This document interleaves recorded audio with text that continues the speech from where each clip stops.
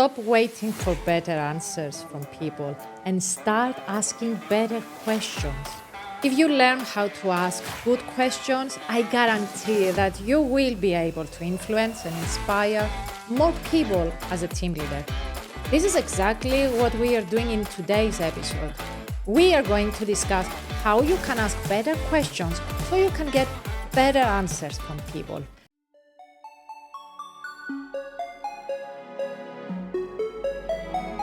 It took me a while to learn what I'm about to tell you in today's episode. And if you're a team leader, this one is crucial and it's very special for you and the way you communicate with other people and the way you lead. As a team leader, your main job is to grow your people and create the space for collaboration and thriving results. But to be able to do that, you need to have the appropriate mindset and the appropriate skill set. One of the most important skills of a leader is how they ask powerful questions. And unfortunately, we don't learn this unless we search for it. If you learn how to ask good questions, I guarantee that you will be able to influence and inspire more people as a team leader. This is exactly what we are doing in today's episode. We are going to discuss how you can ask better questions so you can get better answers from people. If you are listening to this, I already know about you that you are someone who likes to constantly learn and grow. You are probably someone who cares about their career and also their personal development. You're someone who likes to influence and inspire people. And I will do my best to add more value to your journey. One of the most important hats a leader has to wear is the coaching hat. But what is coaching really? Coaching is all about asking good questions to help people around you figure their own answers and engage into action. But what is a good question really? Do you have bad questions?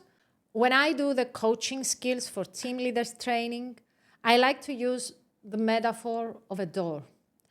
I need you to think for a moment that questions are like doors to people's mind.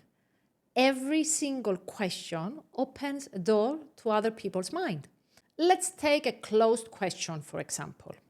A closed question is one that can be answered with a single no or a single yes, just a single word. Those questions, they open a very, very small door in people's minds. If I ask you, did you complete that report? You will most probably say yes, or you will say no. But if I ask a question like, what is your plan for the next 5 years? Then I open a huge door into your mind. If I ask, what kind of leader would you like to be? Then again, I open a big door to your mind. Because the options you have to think are many, so you open a big door. So a question can open a small, a medium, or a big door to people's mind. A question can also open a door to the future or a door to the past. And a question can also open a door to the problem or a door to the solution. Let's combine everything. If I ask you, how did you manage to solve this problem in the past? This is a medium door, open to the past, focus on the solution. But if I ask you, what happened? When I see you frustrated, this is a big door to a big space in past, and most probably will focus to the problem. Because I see you're frustrated in that moment. You got the idea? Now, here's the key. And if you are taking one thing from this episode, this should be the one. A good leader knows what kind of door they need to open in people's mind, and they do it at the right time and place. That means that sometimes they need to ask a closed question and sometimes an open one. Sometimes they need to go to the past and sometimes they need to focus to the future. The journey of those questions is called coaching. But today we are not here to talk about coaching and what that is, but to give you some tools and knowledge on how you can ask better questions so you can get better answers. Because, all questions have their purpose, and when you master the art of asking questions, you will know what to use and when to use it, But until then, you need to increase the possibilities of asking good questions instead of bad ones. Because in that way, people will give you and themselves better answers and better results. So I will give you 3 tools today to start using immediately with your team members, and let me know how they feel when you try them. Tip number 1, start asking what and how questions. When you start with your questions with the words what and how, you have more chances of getting better answers. For example, you may ask, what is the most appropriate way to deal with this based on your experience? This is a very, very specific door to people's mind. They will search in their memory, they will find the best solutions based on their experience and their knowledge, and they will give it to you. But if you ask a question like, why did that happen again? Then chances to get a solution as an answer are fewer. Having said that, you need to avoid why questions in the beginning, because why questions are great questions if you know how to use them.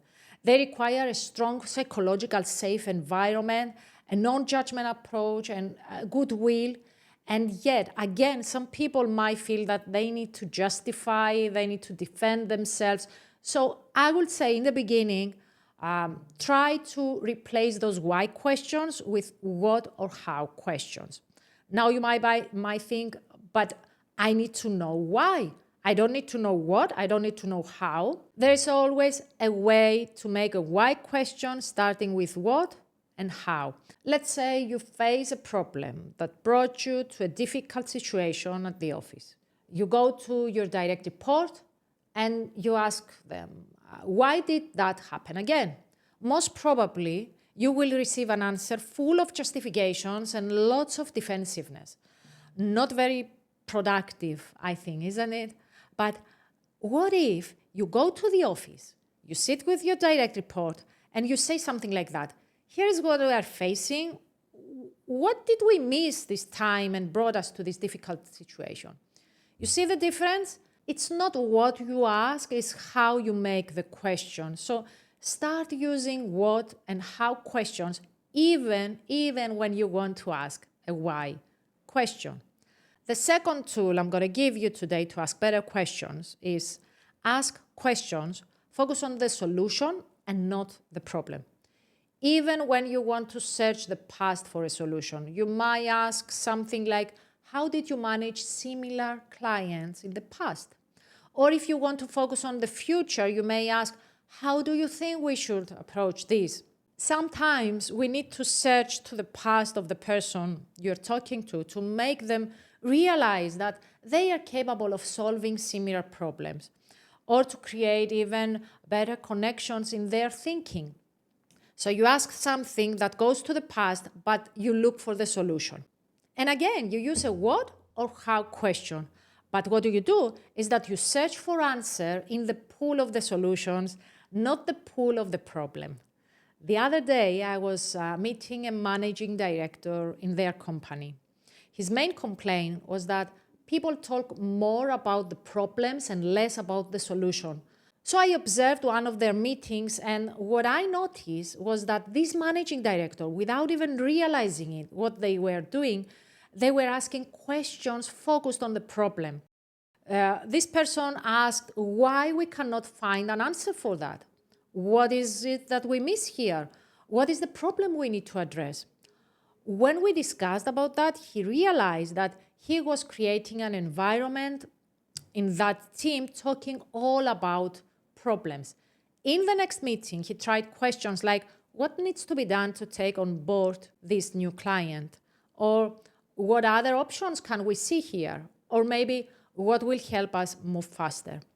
All of a sudden, people became more active, they became more energized and resourceful, and they gave different kinds of answers, more solution-oriented answers. Now, I know I promised to give you 3 tools to ask better questions, and the third one is not that easy, but if you practice it enough, it will make a huge difference. And this is your intention when you ask the question. Now you will probably think, how can my intention become a practical tool that I can use? Let me explain to you. with that analogy of the food. I want you to think of a food, let's say chicken and rice. Based on the spices you add, you will get a different dish. If you add, let's say, curry, you get a chicken curry. If you add pepper instead of curry, you will get a pepper chicken. And if you add garlic, you will get garlic chicken. Think your intention and your feelings as spices. If you're judgmental, you will get a judgmental question. If you want to be kind and respectful, you will add this spice on your questions when you do them.